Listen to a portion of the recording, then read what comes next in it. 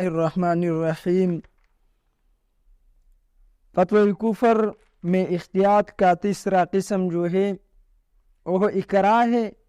جب یہ صورت آ جائے تو آپ فتوی کفر نہیں لگائیں گے۔ اکراہ کا مطلب کیا ہے؟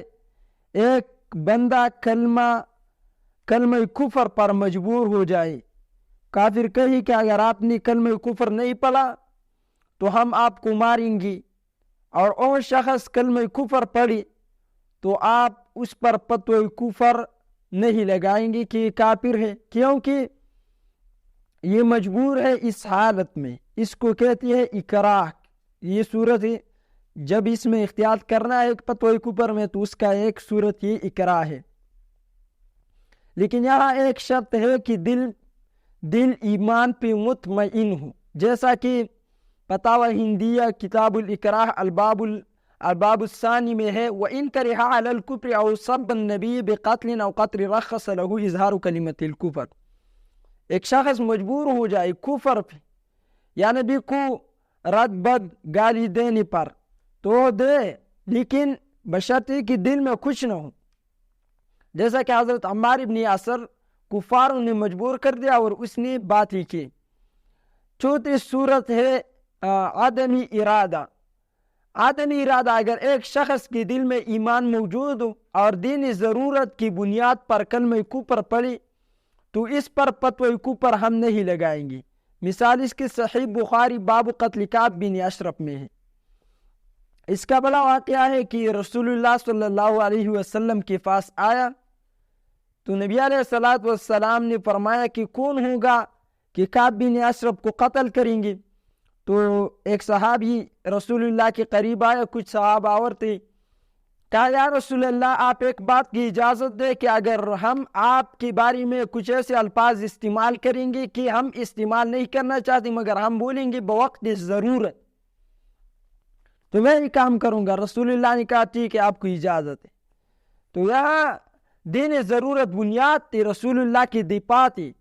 کعب بن اشرف کے پاس گئے، وہ اس پہاڑ میں رہتا تھا اور بہت امیر ترین تجار تھا، تو انہوں نے کہا صحابہ کرام نے کہ ہمارے پاس جو یہ شخص آیا ہے مکے سے، یہ بہت زیادہ مال زکوٰۃ صدقات ہم سے لیتی ہے، غریبوں میں تقسیم کر دیتی ہے، ہم بہت غریب ہو گئے، آپ کچھ قرض دو۔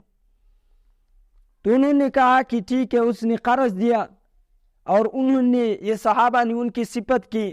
جب دوسری بار اس نے کہا کہ کل آپ آ جاؤ، میں آپ کو پیسے دوں گا، قرض دوں گا۔ تو جب یہ صحابہ دوسرے دن آئے تو اس کی بیٹھک میں بیٹھ گئی۔ صحابہ کرام، ایک صحابی تھے، اس نے ان سے کہا کہ آپ سے بہت زیادہ اچھا خوشبو آپ نے لگایا ہے، آپ یہ سر میرے قریب کر کے میں اس کو سونگھ لو۔ تو جب اس کے قریب آیا تو حضرت نے اپنی تلوار کو اٹھا کر اس سے سر کو تن سے جدا کر دیا۔ تو رسول اللہ کے بارے میں یہ بھی کہا کہ یہ شخص مکے سے آیا ہے اور ہمارے مال اور صدقات اس کو ہم سے لیتے ہیں اور غریبوں میں تقسیم کر دیتے ہیں۔ ایسے کلمات بھی پڑھے، لیکن بوقت ضرورت یہ کلمہ پڑھنا یہ جائز ہے، اس کے جواز کا فتویٰ علماء کرام نے دیا ہے۔ تو یہ ہوئے کفر کے فتوی کے 5 اقسام، جو یہ ہم اس وقت اس ایک شخص کو کافر نہیں بولیں گے، اور باقی اقسام بھی ہے۔ ہمارے شمائل رسول اللہ کی صورت کے بارے میں ہم نے بات کی تھی، ابھی جو ہے وہ خاتم نبوت کی لفظ کے بارے میں یہ بات ہے۔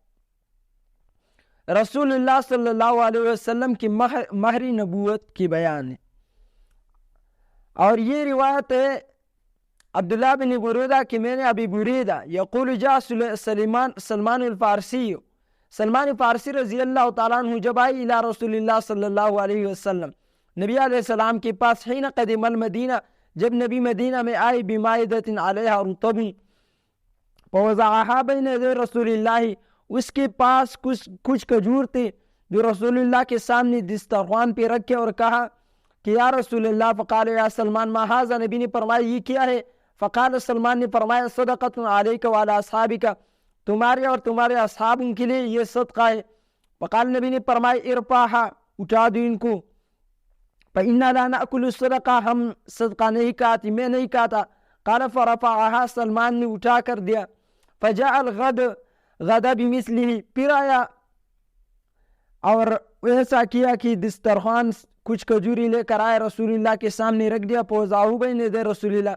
فقال ما هذا یا سلمان، سلمان یہ کیا چیز ہے؟ فقال ہدیۃ لک یا رسول اللہ، یہ آپ کے لیے ہدیہ ہے.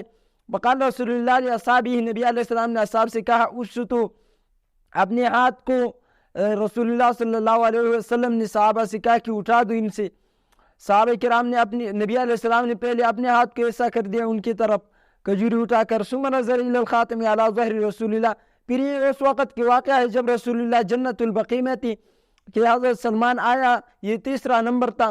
فآمن بہ، نبی علیہ السلام پر ایمان لے کر آیا. ثم نظر الی الخاتم علی ظہر، نبی علیہ السلام کی ختم مہر نبوت کو دیکھا، اس کے طرف نظر کر دیا. وکان یہودی پشترا رسول اللہ صلی اللہ علیہ وسلم بکذا و کذا درہمن.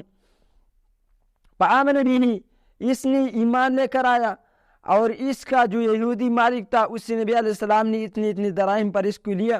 نبی علیہ السلام حضرت سلمان فارسی رضی اللہ تعالیٰ عنہ کی رہنے کا بہت بڑا واقعہ ہے، انشاءاللہ ہم کل عرض کریں گے. اتنا کافی ہے کہ مہر نبوت حضرت سلمان فارسی رضی اللہ اس باب میں قائم ہوا کہ حضرت سلمان فارسی رضی اللہ تعالیٰ عنہ نے نبی علیہ السلام کی مہر نبوت کو دیکھ کر پھر ایمان لے کر آیا.